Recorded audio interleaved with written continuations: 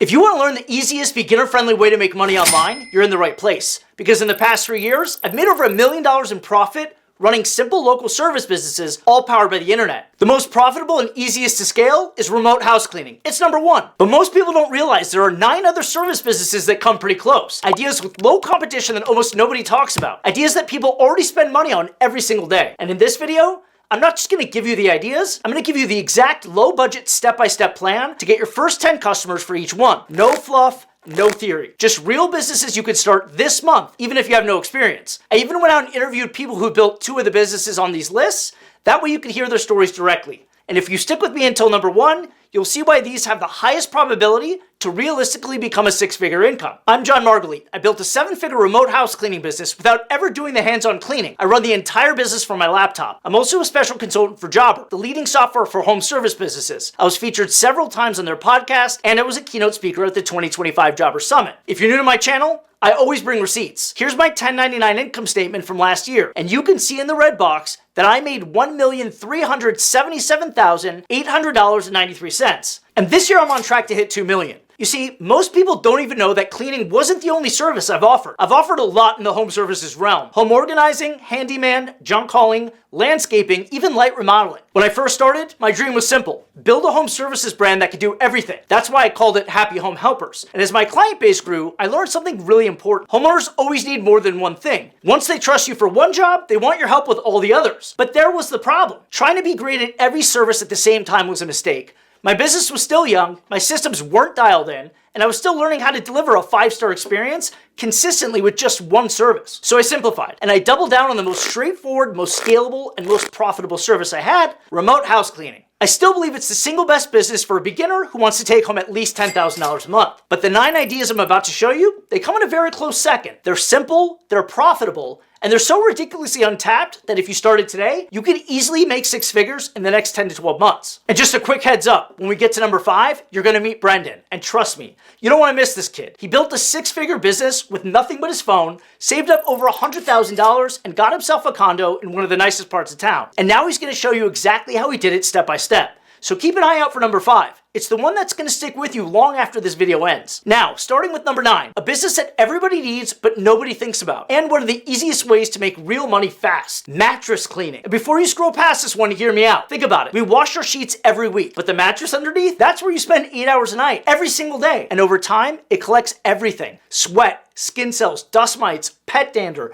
even bacteria. It's one of the dirtiest surfaces in your home, and almost nobody cleans it. That's your opportunity. And I know this works because my company, Happy Home Helpers, we clean a ton of mattresses. All you need is a Bissell Big Green Clean Machine. That's what we use. It folds up and fits in the backseat of any car, and it works incredibly well. It removes stains, odors, and dust mites, and it makes some mattresses look brand new. But here's the secret. You're not selling cleaning. You're selling a better night's sleep and waking up more refreshed, having more energy throughout the day. When you tie it to health and sell outcomes, not services, it prints money. Game over. People don't want their mattress cleaned. They want to feel safe and healthy. That's what you're really selling. And the startup cost all in for this is less than $1,000 for the machine, cleaning solution, insurance, website, and some business cards. I charge $168 per mattress, and a king size takes about 20 minutes. So here's how you make $10,000 a month in this niche. $168 per mattress times 60 mattresses equals $10,080. That's about 15 mattresses a week, or 3 mattresses a day, 5 days a week. 3 mattresses a day is easy, especially when you cluster jobs in the same neighborhood. You really only have to spend money on cleaning solutions and gas.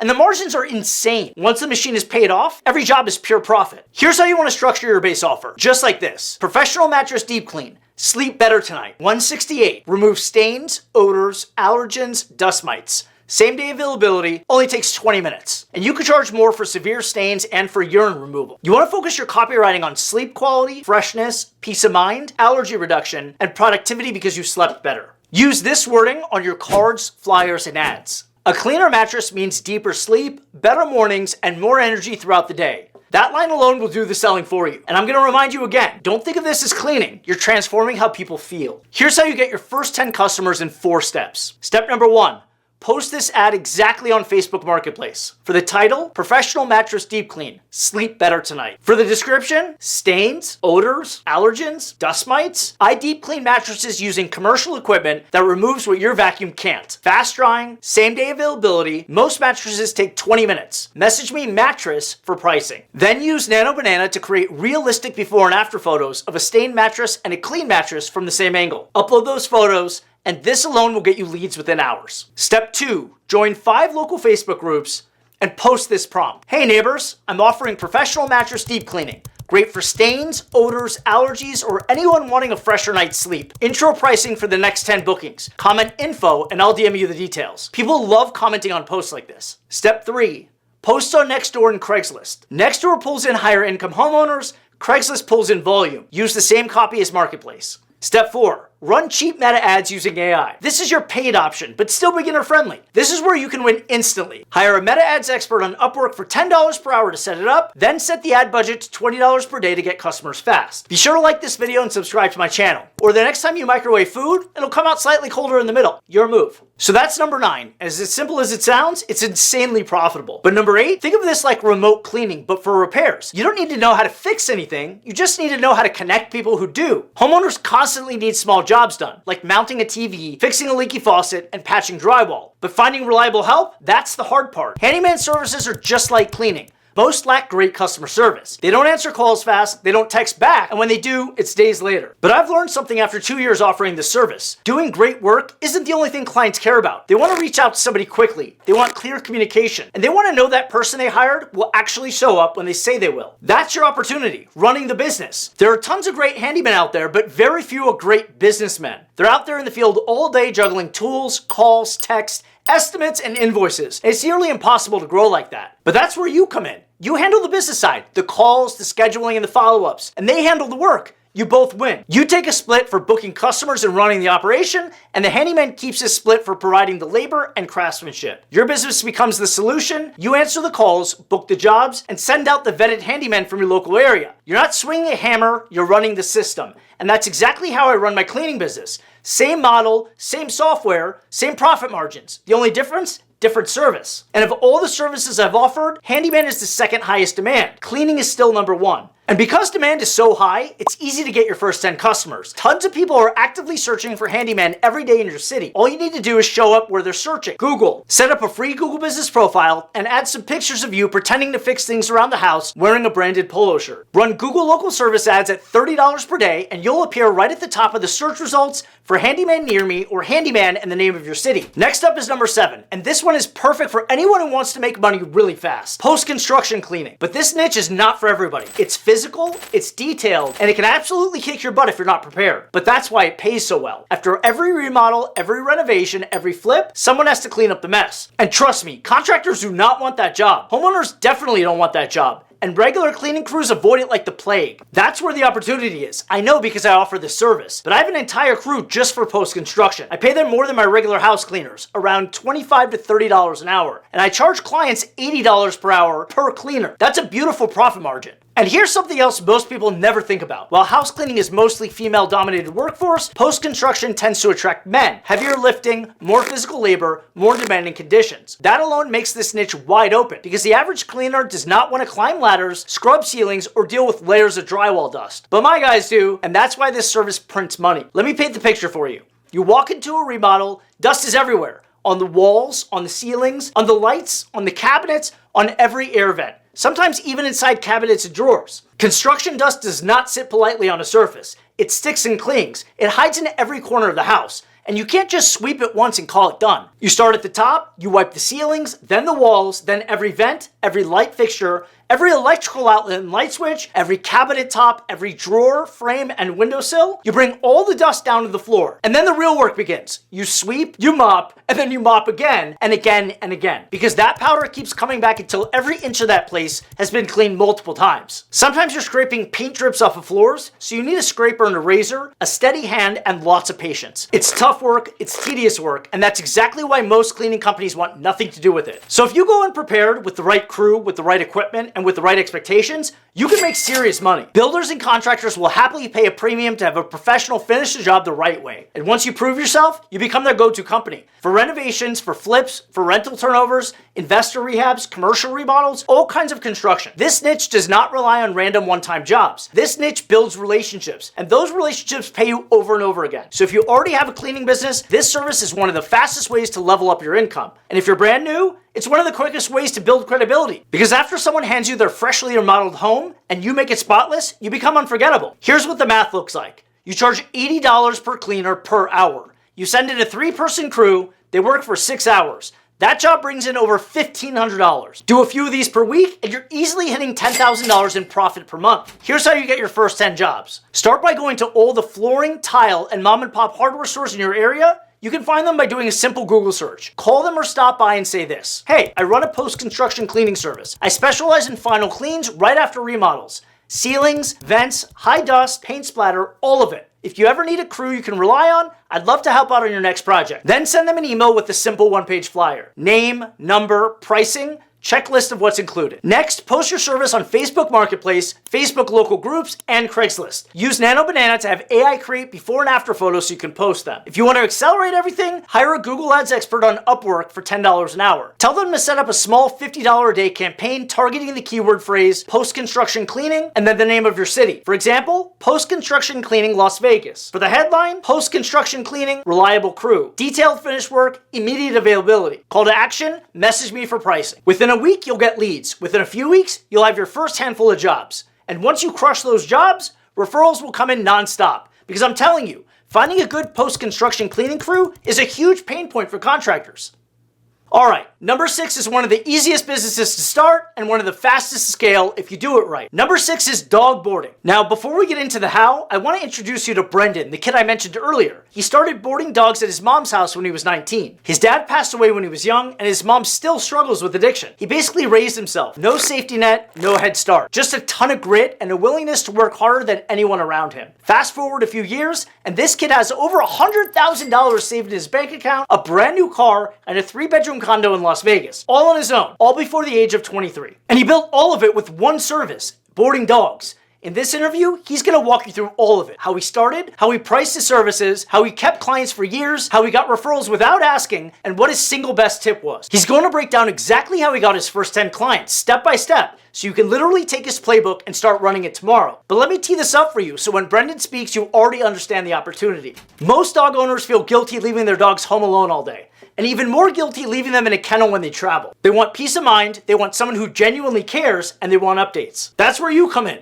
Not as another dog sitter, as a sitter who goes above and beyond. Brendan explained to me off camera that he provides a ton of updates and even created a doggy photo booth equipped with costumes and props. He sends cute photos like these to be sure his clients see that he's keeping their dogs active and engaged. If you do this, you'll immediately separate yourself from 90% of all dog sitters because now they feel connected. They feel included. They feel like they're right there with their dog, even if they're across the country. And that trust is what builds businesses. Here's my conversation with Brendan, the kid who turned dog boarding into financial independence before he could even legally drink. Let's roll it.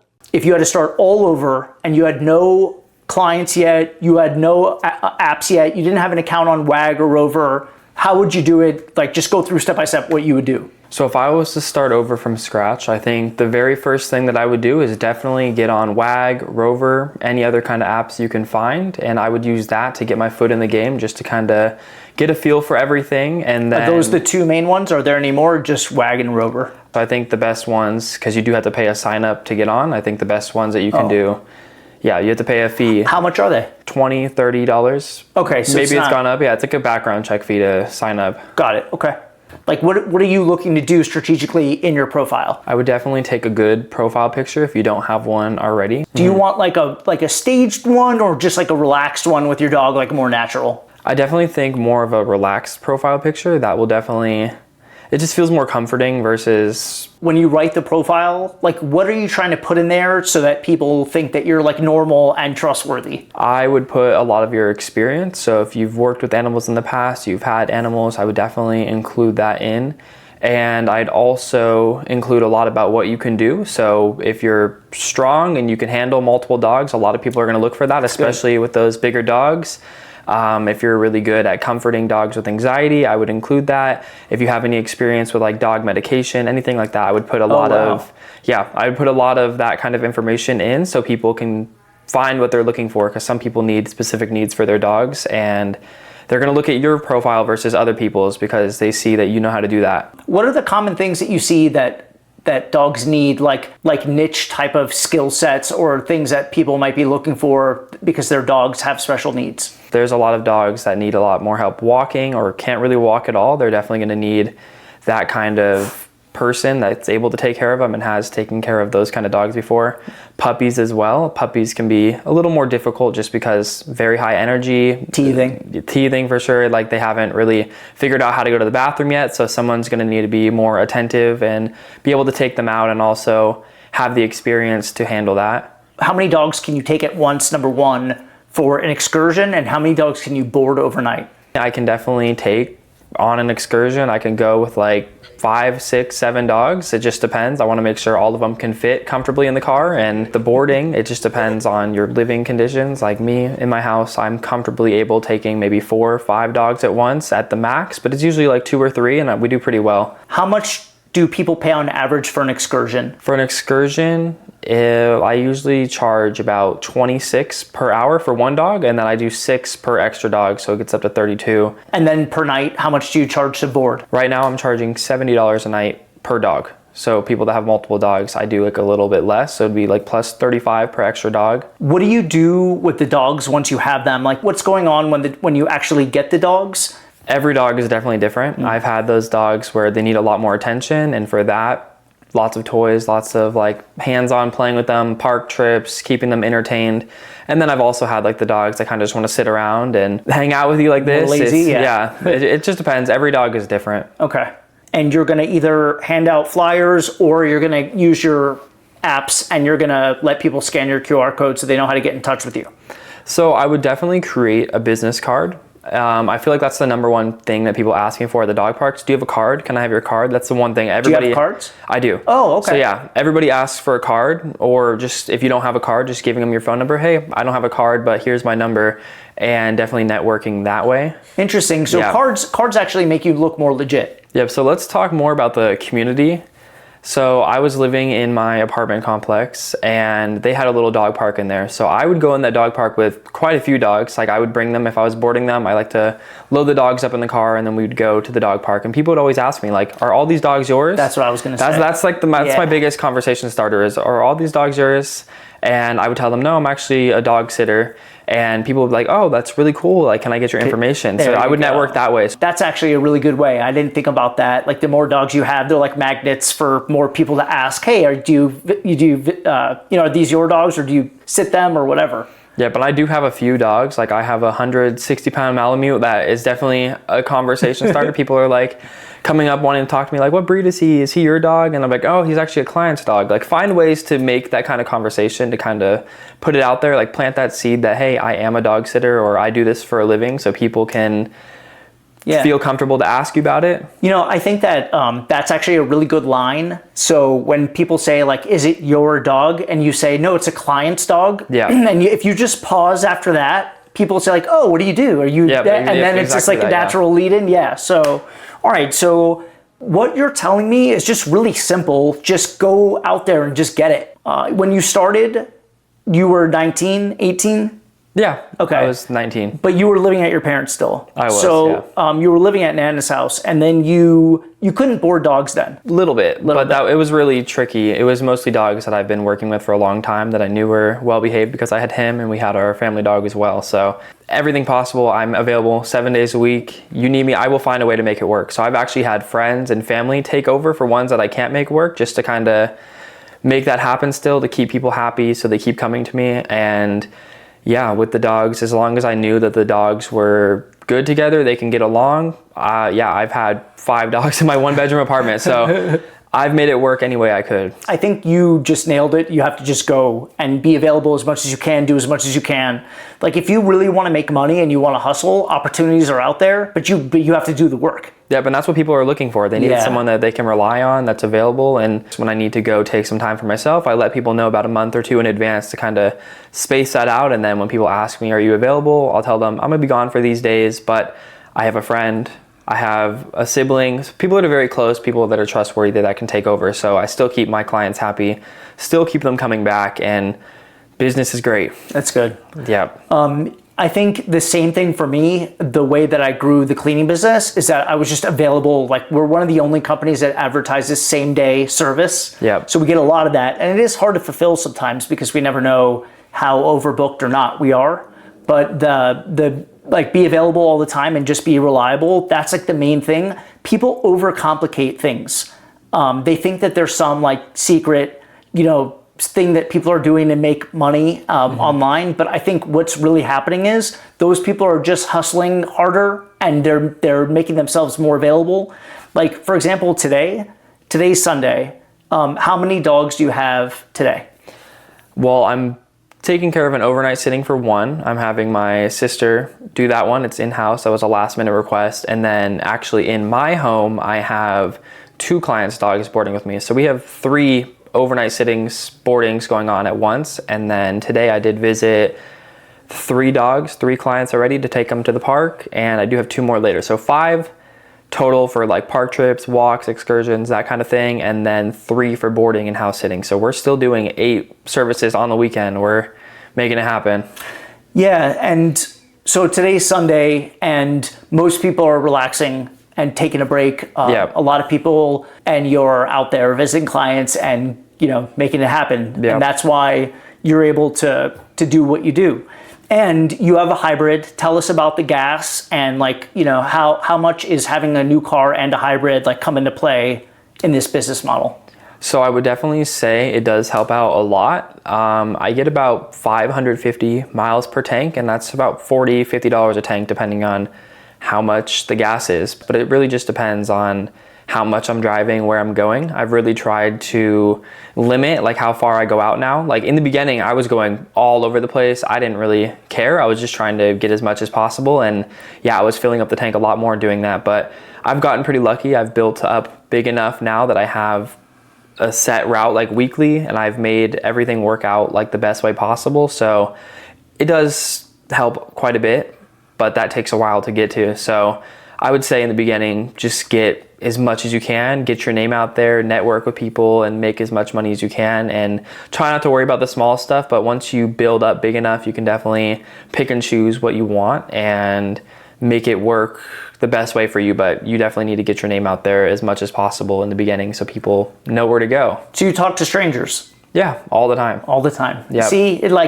people freak out about things and they get afraid to go do that, but it's just so normal, especially when you have dogs with you and you're at a place that the dog park is kind of a social place. 100%. Yeah, everybody talks to everybody. It's like its own community within itself. Tell me, a lot of people in general forget how old they are. They like to go out and party and drink and do other things. It's just normal, especially we live in Las Vegas, right? Yep. You're very focused. I know that you, when it was your birthday, you guys went to the pool, and stuff like that. But how often, how many times a week are you going out with your friends to party?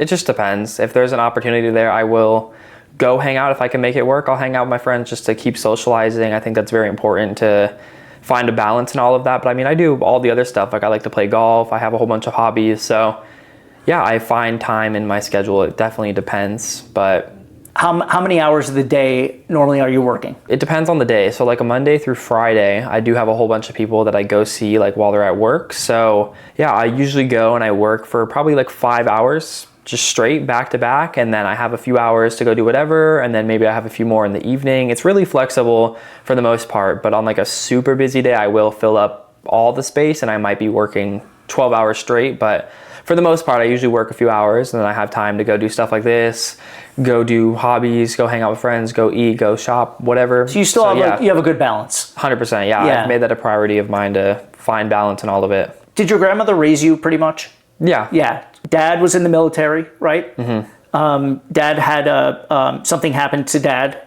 and then mom had issues that she had to take care of too, and it left you. Do you think that like having to be more responsible like that, like forced you more to do well in business, or do you just think that you're focused and that's it? I think more of it comes from the focus, because a lot of people in similar situations will just sit there and they don't really look what could be different. And I definitely think doing this helped with that, but I've always wanted nice things. I've always wanted to go and do something. I've always wanted a house, and I you wanted like cars. Yeah, cars. Especially, I do love the cars, but we haven't got there yet. Yeah. Being responsible with that, but I definitely think having something you want and finding out how to go after it, that is the mindset that gets you to that point. I think it could happen to anybody, like whether you've had bad circumstances or not.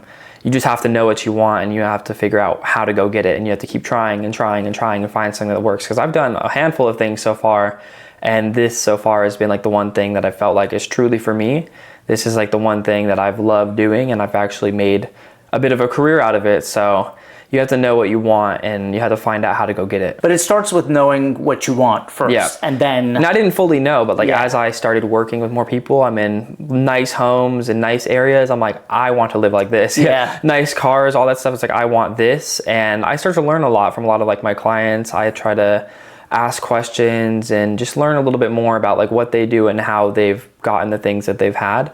And that's motivating. I really am like, I want to be like that. I want to find something that works, and I want to go after it. So that's really what I've done up until this point. I think I hate the idea of being poor a lot more than I'm fascinated with like being rich. Yeah. I'm so afraid of failure that like, I'm more like, I don't know how to explain this, but like, I think that you have to want to endure the pain that it takes and the sacrifice to be where you want to be financially, and to have like a balance in your work. You have to want that and endure that pain more than the pain of like being poor, right? Either way, if life's funny, whether you're rich or you're poor, you're going to go through a lot of pain either way, because like to get to being rich, like you have to sacrifice a lot and you have to work a lot and all these things. And like to be poor, you have the pain anyway. So I figured to myself, like, why not just try to go and to do the things that make us rich, you know, because either way it's like painful. And I say the painful part because like I don't spend much time with Melissa. I don't go to the dog park anymore. I'm just always working, you know? So it's like, it's a balance. It's definitely like a sacrifice too that you choose to make. Yeah, of course. But it's when I say pain, I mean like, not like pain, like suffering pain, like pain I'm missing out. Yeah. Pain, you know what I mean? The emotional pain. Yeah, exactly. So what kind of vehicle do you need to do this? Can you have any car, or like you have an SUV, so obviously there's an advantage there. Yeah, I think the SUV has been the best vehicle I've had so far, but I started off with the 2002 Honda. I paid $3,000. I had all these issues with it, and I mean, I made that work to the best of my ability, and actually using that, I was able to get my 2021 Honda Civic, which I don't think that was the best upgrade for me, but I was 19, excited at the dealership, and I wanted this one. It's nice, so I got that one. It was nice. I drove it for a year, and then I was like, okay, I need more than this. This doesn't make sense anymore. So I was able to get into the SUV and actually like use the trunk and build the little cage setup I have and all of that. So you can use anything as long as you want it, and you'll find a way to make it work. That's the best you can do. I'm curious, in that 1 year where you had the Civic, how many miles did you put on it in that 1 year? Do you remember? Probably 40,000. 40,000. So yeah, I was going around. Yeah. And I've probably put as much on my SUV that I have right now too. What do you think's the one thing that people need to be successful in this business? The drive to want to go and do it.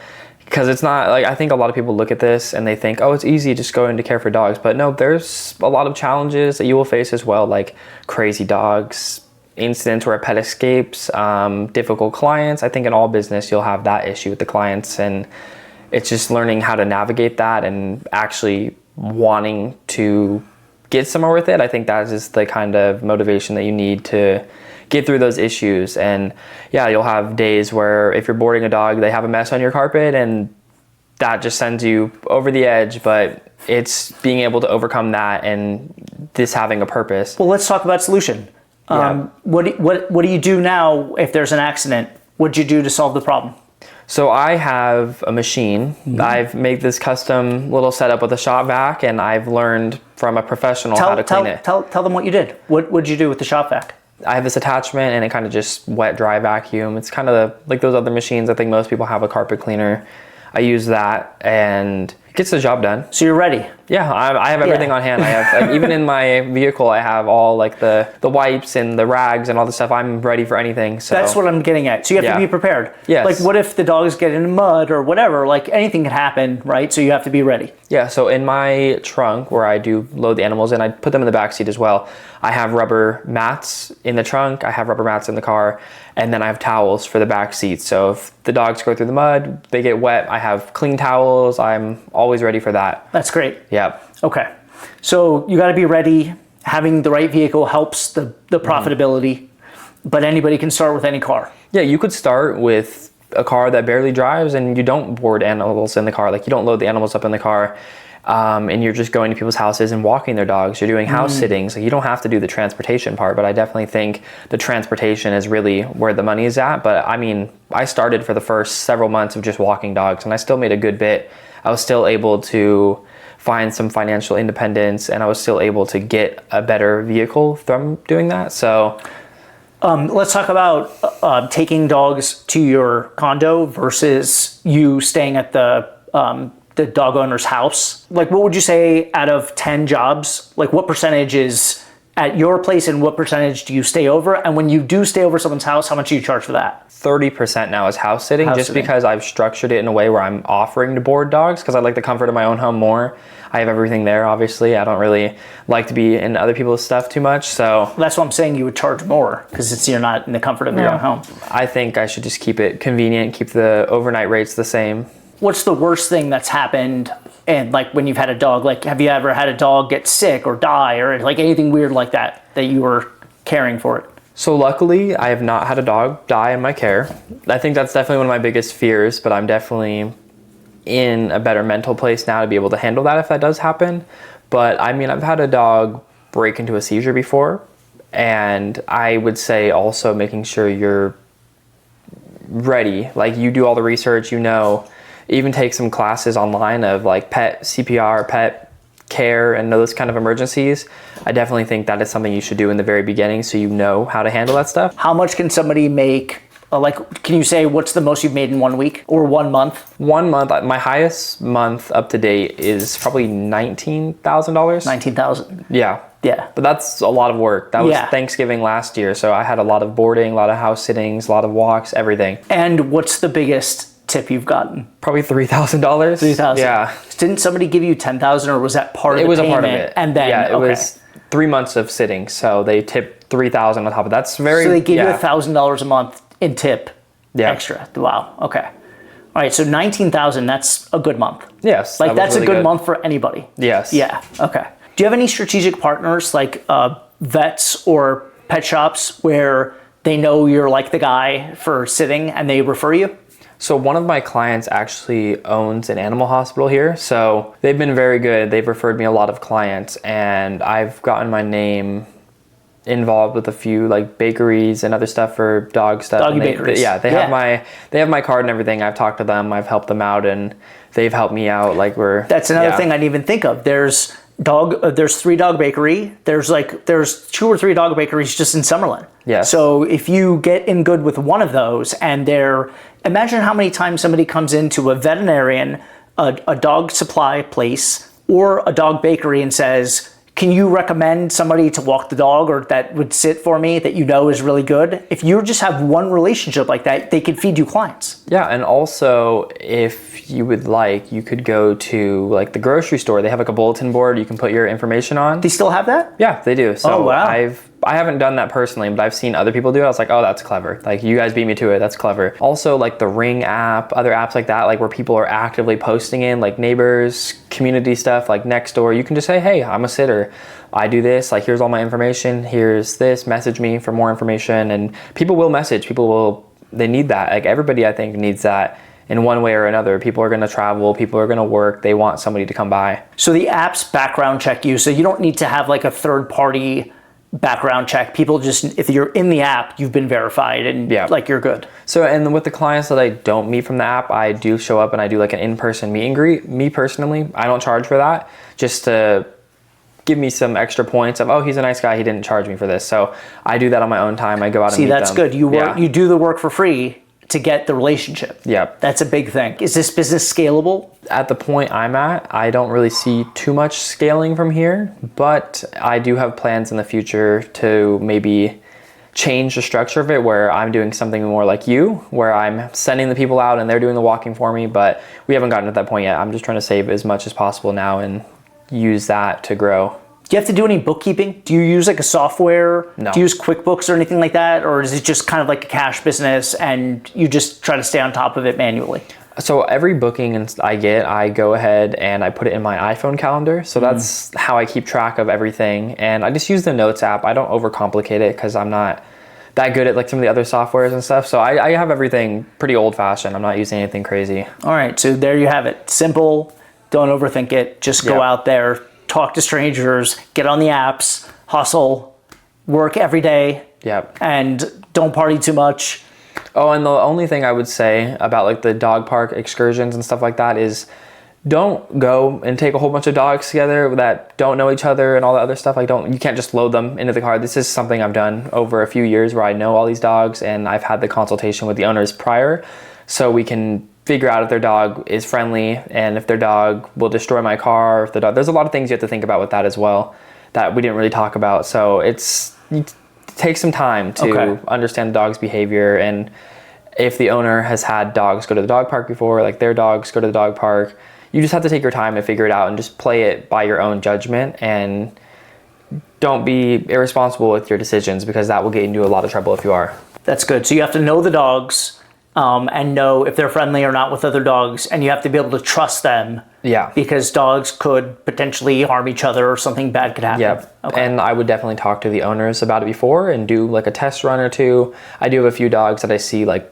every day. I've been taking care of for years, so they're kind of my trial dogs that I know are very well behaved and can handle that. And yeah, I use my own judgment. Like I won't put a dog in the car, like if they growl at another dog, like I'll keep my dogs in the car, I'll open the door and just see how the initial like first few seconds are, because my dogs are well trained and they're not going to go after it. So if the other dog, I have the dog on the leash, I'm just judging the behavior just like that. And yeah, I wouldn't just be irresponsible with it.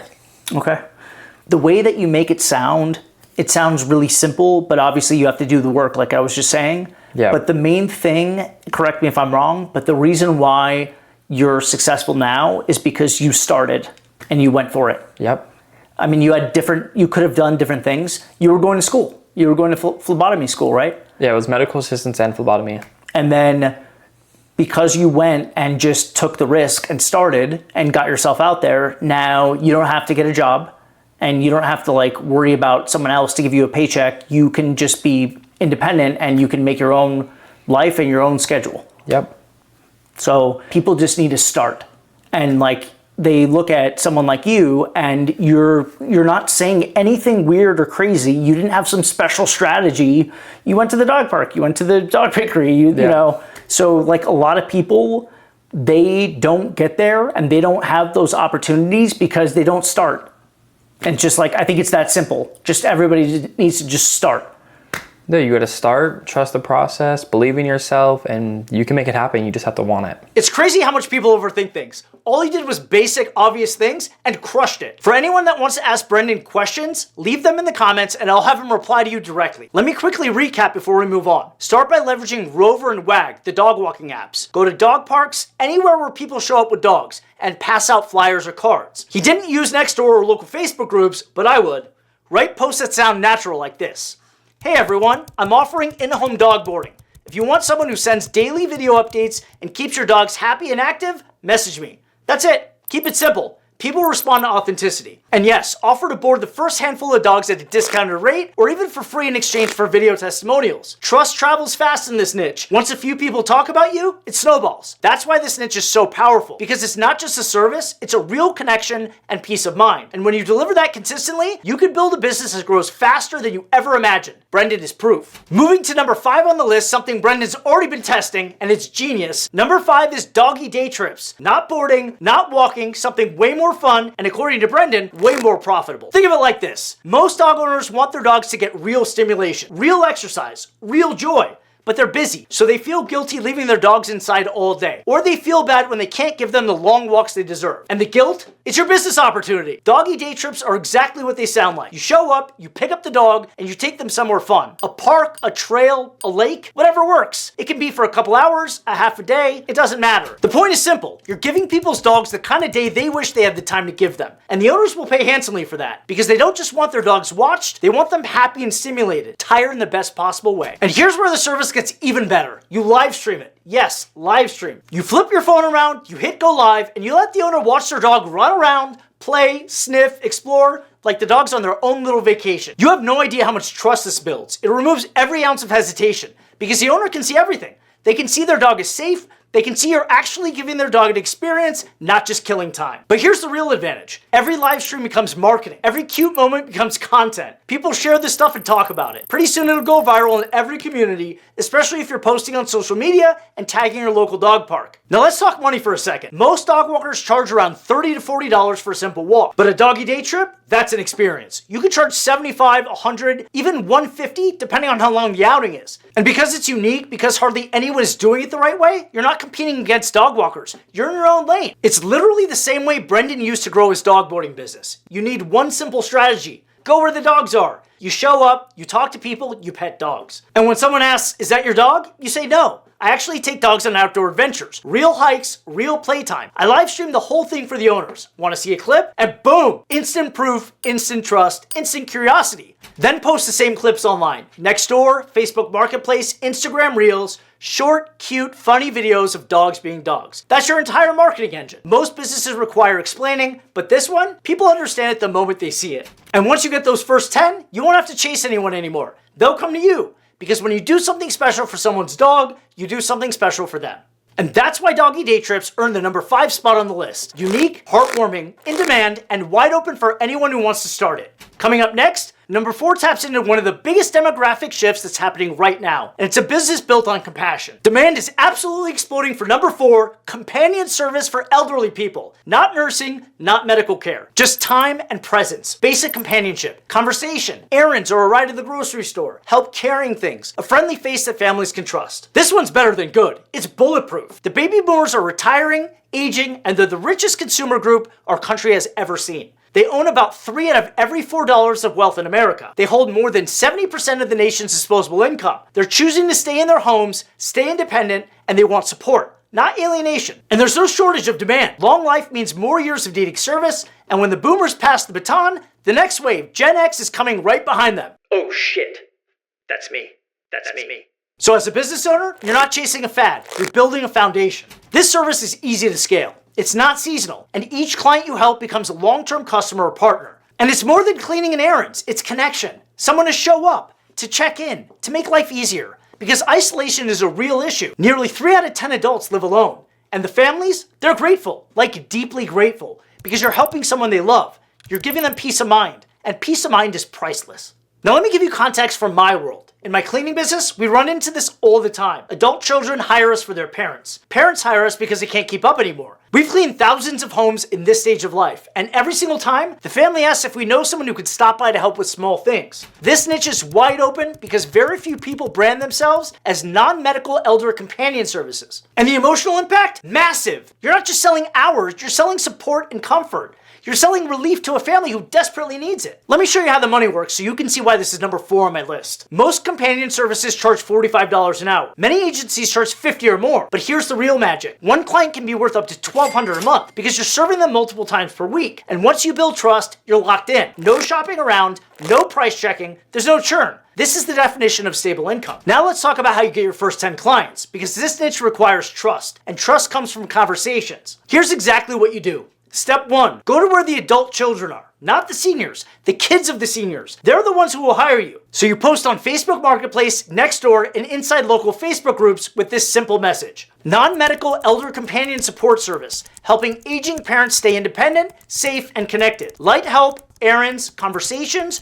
rides, and companionship. Message me support and I'll send you the details. It works. These groups are full of people looking for help. Step 2, go to 3 local retirement communities. Tell the front desk exactly what you do. No medical care, just life support. Just companionship. Most places keep a referral list for residents and they'll add you instantly. Step 3, offer a free trial visit. Not because you're devaluing yourself, because once a family meets you and sees how their parent responds to you, they'll hire you on the spot. Step 4, after you get your first few clients, ask them one thing. Would you feel comfortable sharing my name with anyone else who needs this kind of support? No pressure, no awkwardness, just permission. Referrals will start piling up and you'll be fully booked. This is meaningful, emotionally fulfilling, and you can easily get financial stability. So that's number 4, but the money is unbelievable. Ready for it? You're not just doing a job, you're lifting a huge weight off of someone's shoulders. Number 3 is hoarder house cleanups. One of the hardest types of jobs people avoid, but the pay up front is huge. This is hands down the toughest, dirtiest, and most emotionally complex service you can offer. But it's also the most profitable and easily the most rewarding. I know, because I've cleaned more than 100 hoarder houses myself. And I can tell you firsthand, the hardest part isn't the trash, it's the people. Because when you walk into a hoarder's home,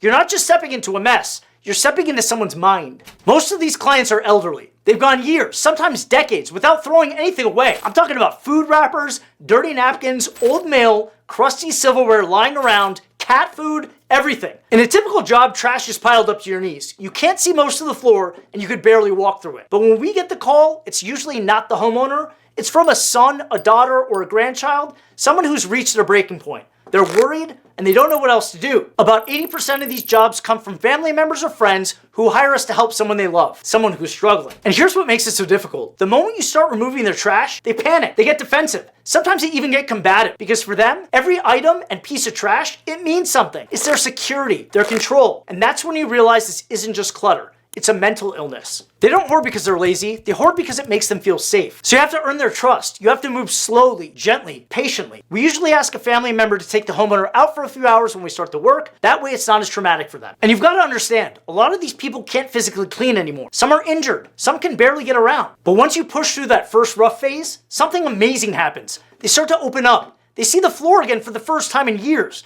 They start to breathe easier. And by the end of the day, they're in tears hugging us, thanking us, telling us that we gave them their life back. It's the most emotionally draining work you can do because you're not just cleaning a house, you're restoring dignity. You're helping people heal. And yes, it pays extremely well. Most hoarder house jobs start at $5,000 and can reach as high as $20,000 or more, depending on the size and severity. We rent a dumpster for every job. It's about $500 and the trash service drops it off and picks it up when we're done.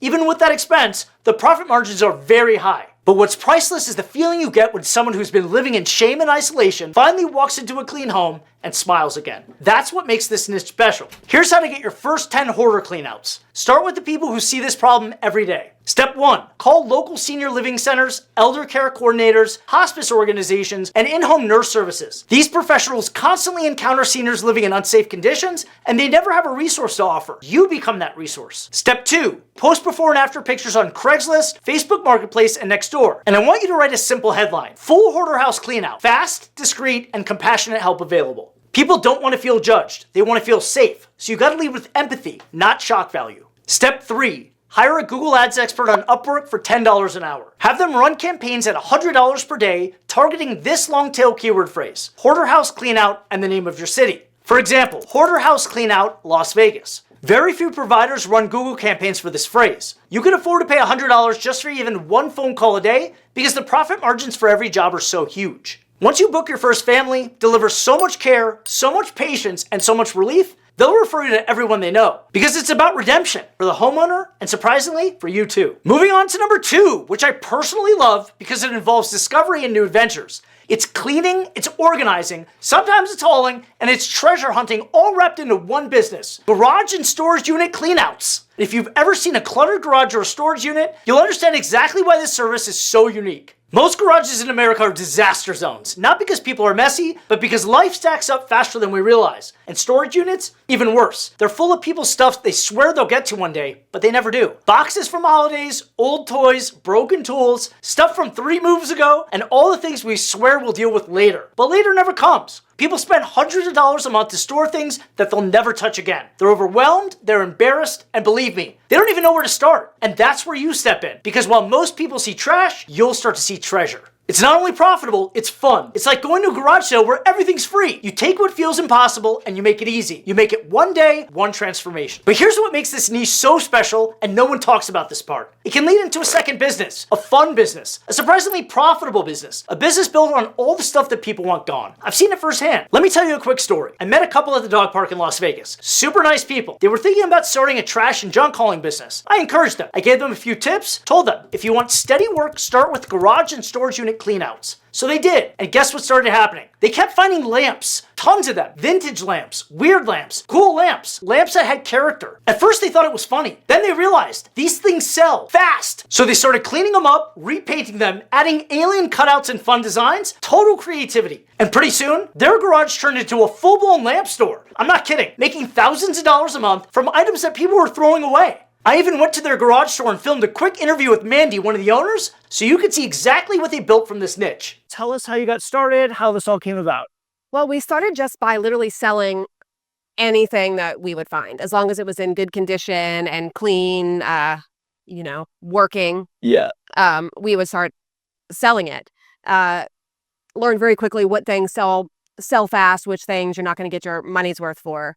And then I actually started going, we still have furniture and stuff from the junk hauling, but I started going through a distributor for the lamps. We were doing end tables and all sorts of stuff, but putting all of that furniture together took a lot of time, and my 40-year-old back was getting very angry. Where did you start? How did you figure out where to sell them? How did it go about? How did you get your first customer?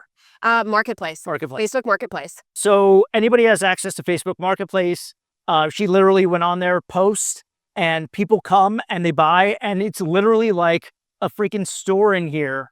Literally all these cool lamps. What happened with some of these custom pieces? Do you guys paint them? How does that work? Yeah, so all of it. Some stuff we paint. Sometimes we paint the lampshades. Sometimes we totally paint the lamps. A lot of times it's just kind of mix and match. A lot of these lamps in the center are just random vintage lamps that we found. I call them the glow up. Okay. This is just furniture we found that he has totally redone and made into some sort of lamp. Some of these are plant shelves. This is a really unique piece here. Yeah. Can you tell them about this piece here? Yeah. This is just an old bar. So we just repainted it. We like the retro type colors.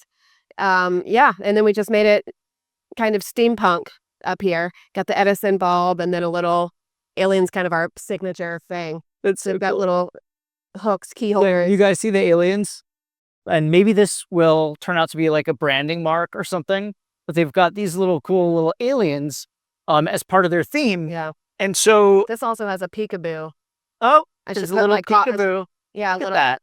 peekaboo. That's cool. And look at that. You got more aliens. More aliens. Yeah, some marks there. And so you see here, anything is possible. Anything, you never know when or how something will start. But if you stay with it and you just keep working, all of a sudden, this is something that turned into somewhat of a passion for them. They really loved doing this. It was like a little hobby at first, and then it just turned into a full-blown store. Yeah. I think it's great. Which one is your favorite piece? That bar piece is my favorite of the relights. Okay. This one here is, I'm just oddly obsessed. I like with the that. glow up one. Yeah. I don't know what it is. Yes. I'm just super obsessed with it. And then I always like the funky retro ones, so these mushroom lamps. Yeah. Yeah. I get all the funky stuff, the colorful. Look at this. Yeah. I get those in lots of different colors. And if it comes with a normal white, to me, boring shade, I just change it out. What do we got going on here on the wall? Yeah. So these are all just industrial pairs.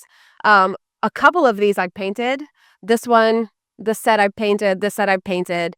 All of them have switched out shades. Lamp shades are kind of interchangeable.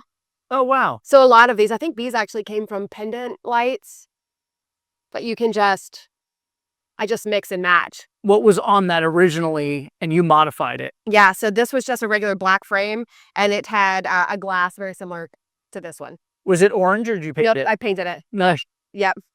I think all of these were originally black. And look, we have Christmas time coming up. We have a couple red and green. Yeah. And then look at these shades. These came like this. Yes. Yeah. Okay. Yeah. And look at this. This is a custom Oh, yeah. hook hanger here.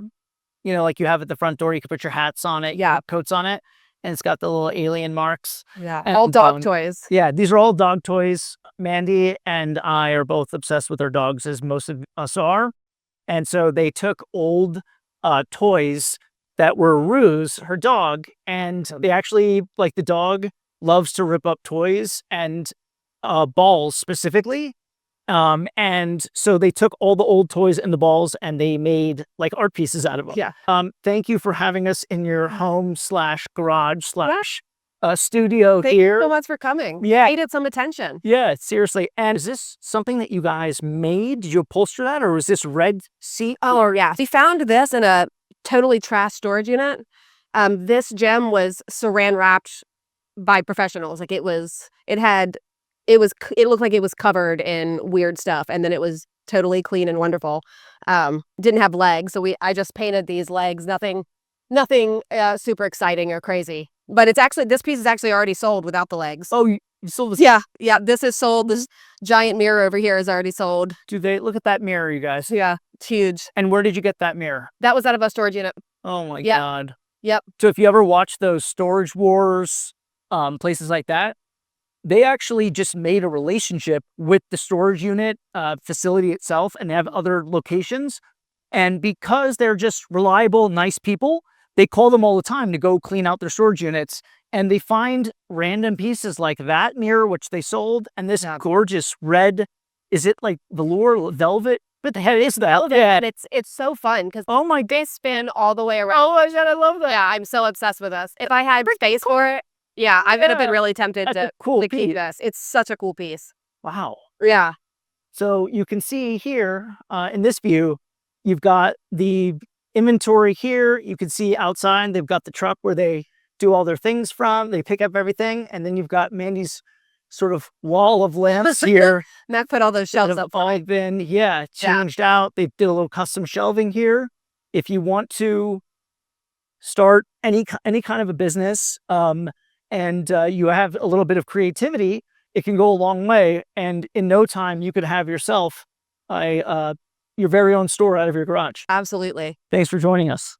And that's why I love garage store and storage cleanouts. It's not just a cleaning service, it's not just organizing, it's not just hauling, it's possibility. It's the business you start that quietly turns into a store in your garage. But before we get ahead of ourselves, here's how the money works when you're just getting started. Most garage cleanouts range from $500 to $1,500 depending on the size, clutter, and if there's hauling. Storage cleanouts, same deal. One job a day is more than enough because your only costs are gas and hauling fees depending on if you have a truck. Now, how to get your first 10 customers? You're gonna love this because it's simple. Do exactly what Mac and Mandy did. Google self-storage near me and make a list of all the storage places. Then stop by and drop off business cards and pin up a flyer. And here's the key. You want to make friends with the on-site facility manager and let them know that you're always available. Then go to Facebook Marketplace and local Facebook groups. Garage cleanouts are the fastest selling services on those platforms. People are already posting that they're overwhelmed. Same with Nextdoor. It's a goldmine for this niche. Take before and after photos from your first job, even if it's your own garage, or use Nano Banana AI to create them for you and post them everywhere with a call to action just like this. Full garage clean out and haul away, same day availability. If you're overwhelmed by clutter, reply garbage and I'll message you pricing. Next, print out 50 flyers. Drop them in neighborhoods with older homes. Those garages have history and lots of stuff. And if you want to accelerate even faster, go on Upwork, hire a Meta Ads freelancer for $10 an hour and tell them to run a small local lead ad targeting homeowners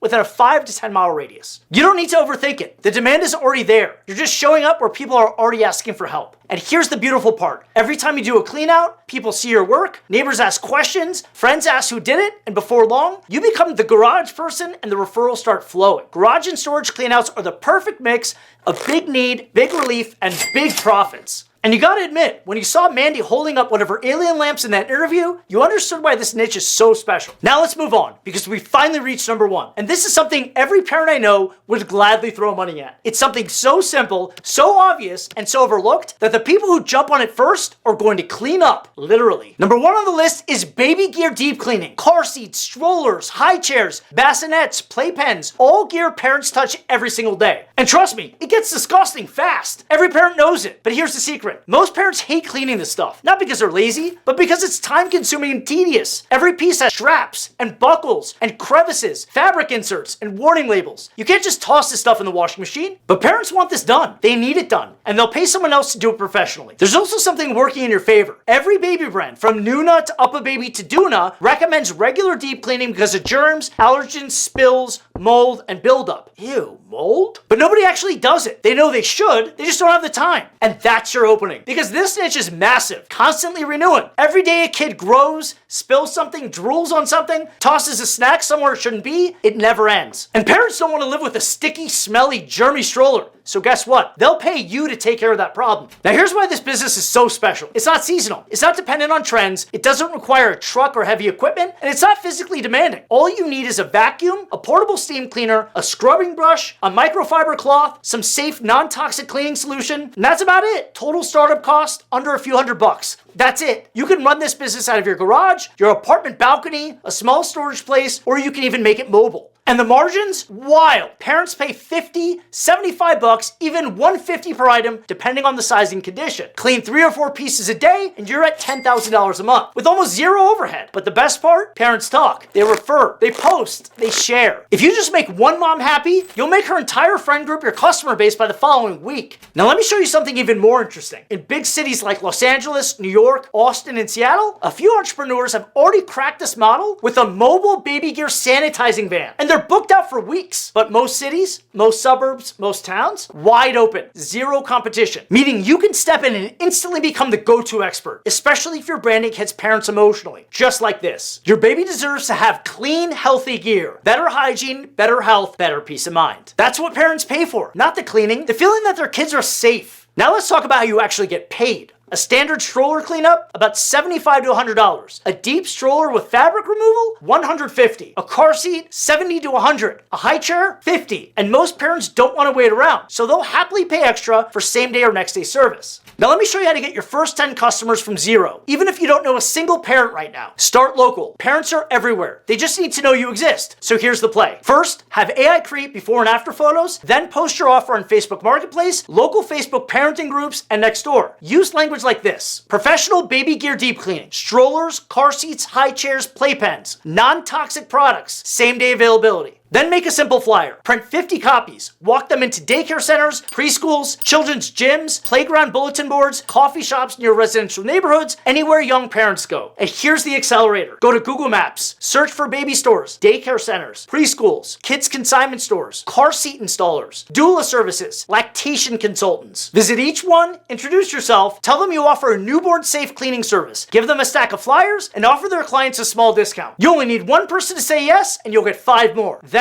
run a small meta ad campaign using AI creatives. Go to Upwork and hire a meta ad specialist for $10 an hour. Have them run a $20 per day lead generating ad using a photo or a video that they generate with AI. Give her these instructions. 1 clean before and after photo, 1 sentence headline, local radius of 10 miles, done. Your ad headline? Your baby stroller has never been this clean. Safe, sanitized, non-toxic. Parents click on things that make them feel like a better parent instantly, and your close is simple. Drop it off, come back later, we'll make it look brand new. You get 10 customers fast, you get photos, you get testimonials, and the business starts to snowball. It's nearly impossible to fail or lose any money at this. If you book even 1 customer from those ads, you already made your money back. Baby gear cleaning is another one of those businesses hiding in plain sight. Simple to learn, low startup cost, zero competition in most cities, and a customer base that never stops growing. That's why it earns the #1 spot, because it's the perfect starter business, the kind that can realistically get a beginner to $10,000 per month faster than almost anything else besides remote house cleaning. And now that you know online opportunities, you get to choose which one you want to run with. But ideas won't change your life. Execution does. 99% of people will finish this video, feel inspired, and then go right back to doing nothing. But not you. Because if you made it this far, you're not here to dream about starting a business. You're here because you're ready to build one. You just saw 9 real paths, 9 practical businesses, 9 ways to take control of your time, your income, and your future. All you gotta do is pick one. One, that's it. Start small, start messy, and start before you feel ready. Because the first step is never pretty, but it's the one that changes everything. And if you want help, real help, from someone who built a 7-figure home service business, go to johnmargulies.com or check out the links I leave you in the show notes. I'll see you in the next one.